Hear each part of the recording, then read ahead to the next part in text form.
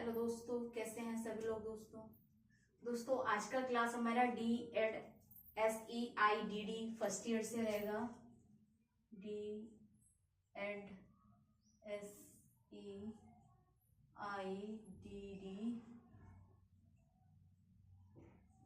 First year पे रहेगा।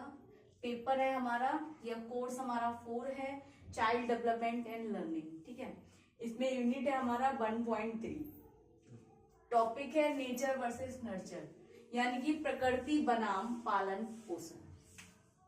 ये जो टॉपिक है दोस्तों, अगर हम बात करें कि ओल्ड सिलेबस जो था हमारा डीएड आईडी का, उसमें ये टॉपिक कहीं से कहीं तक नहीं दिया हुआ था, नहीं पूछा गया था। लेकिन अब इसको ऐड किया गया है, क्योंकि बाल विकास या मानव विकास जो होता है वो 2 क्रियाओं के मध्य होता है, जिसे हम कहते हैं वंशानुगत एवं वातावरण की अंतःक्रिया। ठीक है, या आनुवांशिक या वातावरण की अंतःक्रिया के बीच बालक का मानव विकास और या बाल विकास होता है, जिसमें उसके विभिन्न विकासों के क्षेत्र में विकास होता है। ठीक, तो दोस्तों देखिए, इस टॉपिक को इसलिए यहाँ पर दिया गया है या पूछा गया है कि जब बालक का विकास होता है तो उस पर किस चीज का प्रभाव पड़ता है, कैसे सीखता है, कहाँ से सीखता है, और वे क्रियाएं उनमें कहाँ से आती हैं। ठीक है, या वे कौशल वे कैसे विकसित करते हैं, कहाँ से उनको वे कौशल सीखने को मिलते हैं, उनका स्वभाव, उनका व्यवहार, उनके अंदर प्रदर्शित लक्षण कैसे कहाँ से प्राप्त होते हैं। तो दोस्तों देखिए, यहाँ पर एक चीज जो नेचर यहाँ पर जो दिया गया है कि जो नेचर शब्द है, नेचर शब्द का मतलब, हम प्रकृति को जो नेचर शब्द दिया गया है, तो प्रकृति यहाँ पर बालक के विकास की है। ठीक है, मानव विकास की है, जहां पर बालक के विकास को बताया गया उसका नेचर, यानी कि उसका स्वभाव, ठीक है, उसका भाव, ठीक है, उसके विचार, उसके अंदर के कौशल, ठीक, उसकी कलाएं, उसके अंदर के गुण और उसके अंदर भिन्नता और उसके भेद। ठीक है, तो ये यहाँ पर जो नेचर शब्द यूज किया है, बालक के जो विकास है, उन विकासों की अद्भुत प्रक्रियाओं को यूज किया गया है। ठीक है, जैसे उसका स्वभाव, व्यवहार, लक्षण, विशेषताएं, इन सब चीजों के लिए। नर्चर यहाँ पर जो कहा गया है पालन पोषण, यानी कि पालन पोषण का मतलब हो गया जहां पर उस बालक के सभी विकासों से संबंधित पालन पोषण किया जा रहा है। पालन पोषण का मतलब हो गया जो विकास के विभिन्न क्षेत्र हैं, उन सभी क्षेत्रों की क्षमताओं को विकसित किया जा रहा है। वो किसके द्वारा हो रहा है? वो सब वातावरण के द्वारा हो रहा है या पर्यावरण के द्वारा हो रहा है। ठीक है, तो ये नेचर का मतलब हो गया बालक के भाव, स्वभाव, ठीक है, उसके लक्षण, उसकी विशेषता, उसके गुण से। और ये नर्चर का मतलब, पालन पोषण का मतलब हो गया यहाँ पर पर्यावरण या वातावरण से, पर्यावरण या वातावरण से। ठीक है, इतनी बात समझ आ गई होगी। ठीक है, अब यहाँ पर देखिए दोस्तों, कह रहे हैं कि प्रकृति बनाम पालन पोषण क्या है। प्रकृति बनाम पालन पोषण, नर्चर वर्सेस नर्चर। ठीक है, मनोविज्ञान और सामाजिक मनोविज्ञान की शब्दावली और अवधारणा है।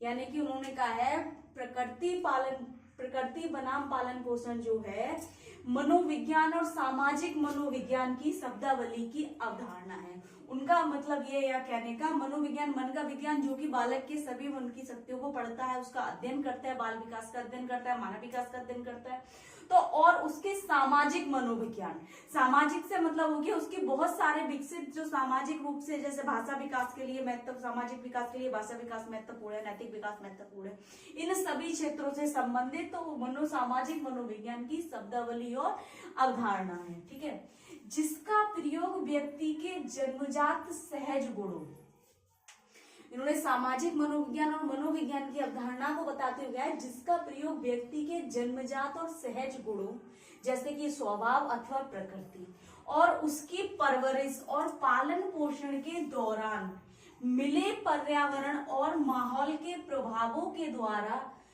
के अंदर जो विकसित व्यवहार के लक्षण की आपसी संपूर्णता और विरोधाभासताओं का विवेचन किया जाता है। किसके अंदर? प्रकृति बनाम पालन पोषण के अंदर या उसके अंतर्गत।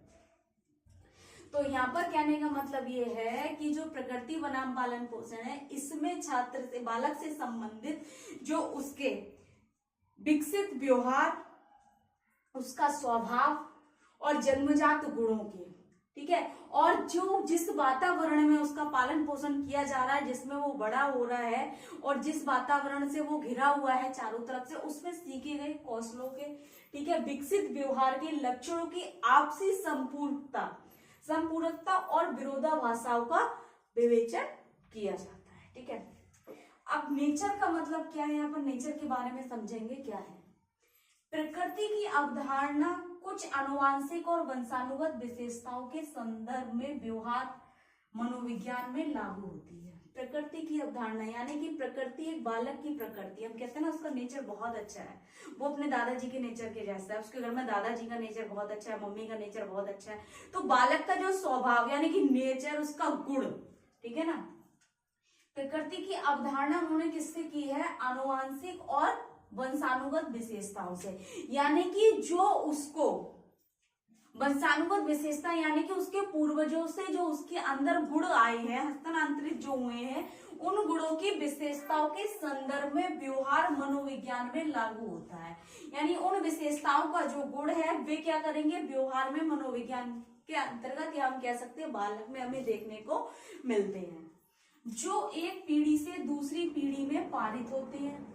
कह रहे हैं प्रकृति उन विशेषताओं को निर्धारण करती है, यानी कि प्रकृति जो है उन विशेषताओं को निर्धारण करती है जो आपके इस तत्व से विरासत में मिल सकती है। यानी कि वे विशेषताएं जो उन्हें पूर्वजों से मिली हैं, उनका निर्धारण एक बालक में होता है, जो हमें, जैसे कि यहाँ पर अगर एग्जाम्पल के लिए बात करें हम यहाँ पर कि किसी के दादाजी कलाकार थे, तो कहीं ना कहीं जो बालक है आने वाली पीढ़ी में, उसके घर का जो बालक हो गया है, तो उस बालक के अंदर उस कलाकार के कोई ना कोई कौशल जरूर विकसित होते हैं, या उसकी तरह कार्य करने का, ठीक है, अधिगम शैली हो गई, या उसके अंदर जो दादाजी के अंदर कलाएं थी, वे कलाएं कहीं ना कहीं बच्चे के अंदर हमें देखने को मिलेंगी। ठीक है। कोई बहुत बड़ा आर्टिस्ट होता है, ठीक है, कोई साइंटिस्ट होता है, तो उसके बच्चे का दिमाग जो हम कहते हैं कि नहीं इसके पिताजी के जैसा दिमाग है, कि पिताजी साइंटिस्ट हैं, तो बच्चे का भी क्या है, इंटेलिजेंट जो होता है बहुत हाई लेवल का होता है। तो कहीं ना कहीं उनके जो वंशानुगत जो उनकी विशेषताएं हैं, जो पूर्वजों से उन्हें जो गुण प्राप्त हुए हैं, जो उनमें कौशल थे, वे ही कौशल कहीं ना कहीं बच्चों में हमें देखने को मिलते हैं। ठीक है, कि आपके कुछ पूर्वजों के समान विशेषताओं के साथ संपन्न किया है। प्रकृति एक बच्चों के वंशानुगत कारकों या जीन को संदर्भित करता है, यानी कि प्रकृति का जो मतलब यहाँ पर कह रही है कि बालक के जो अंदर स्वभाव, गुण, व्यवहार, ठीक है, जो आए हैं, वे सारे किससे, उसके पूर्वजों से उसे मिले हैं, जिसे प्रकृति यहाँ पर कहा गया है, प्रकृति शब्द का प्रयोग किया गया है, जो ना केवल एक बच्चे के शारीरिक उपस्थिति को परिभाषित करता है, बल्कि बच्चे के व्यक्तित्व यानी कि बच्चे की जो पर्सनैलिटी है उसका भी निर्माण करने में मदद करता है। प्रकृति यानी कि जो वंशानुगत अनुवांशिक रूप से जो विशेषताएं मिली हैं बच्चे को, उसको प्रकृति यहाँ पर कहा गया है। ठीक है। अब नर्चर क्या है दोस्तों, पोषण, ठीक है ना। पोषण का मतलब है यहाँ पर पालन पोषण करना, यानी कि पोषण का तात्पर्य विभिन्न पर्यावरणीय कारकों से है। विभिन्न पर्यावरणीय कारकों का मतलब हो गया जो हमारे चारों ओर का वातावरण है, जिसमें बालक का विकास हो रहा है, एक परिवार में रहकर, ठीक है, परिवार का एक आर्थिक स्तर हो गया, मानसिक स्तर हो गया, पारिवारिक स्तर हो गया, सामाजिक स्तर हो गया, पास पड़ोस हो गया, ठीक है, समुदाय हो गया, और वहां का समाज, उन कारकों से है जो व्यक्तित्व लक्षण हमारे बचपन के अनुभव, जहां पर वह बचपन के अनुभव सीखता है, बच्चे की परवरिश जिस परिवार में हो रही है, सामाजिक संबंधों की यहाँ का मतलब आ गया सामाजिक रूप से हमारे रीति रिवाज, तौर तरीके, अपनी संस्कृति, अपने संबंधी, ठीक है, रिश्तेदार, उन सभी के साथ संबंध और संस्कृति के बारे में बताते हैं। ठीक है। पोषण की अवधारणा में वंशानुगत लक्षणों का तत्व शामिल नहीं है, यानी कि पोषण की अवधारणा में उन्होंने क्या है, वंशानुगत तत्वों को शामिल नहीं किया है। यह पूरी तरह से अभ्यास, संदर्भ और देखभाल के तत्वों पर निर्भर है। यानी कि पोषण का मतलब वो ये कह रहे हैं कि केवल बालक जो सीखता है, अभ्यास का मतलब हो गया या अनुभव, यानी कि जो बालक करता है या सीखता है, अभ्यास करता है, प्रक्रिया करता है, और उसके संदर्भ और देखभाल के तत्वों पर निर्भर है पोषण। ठीक है। अब इन दोनों के बीच का अंतर क्या है दोस्तों, प्रकृति और पोषण, दोनों का मतलब तो आप समझ गए, प्रकृति क्या है और पोषण क्या है।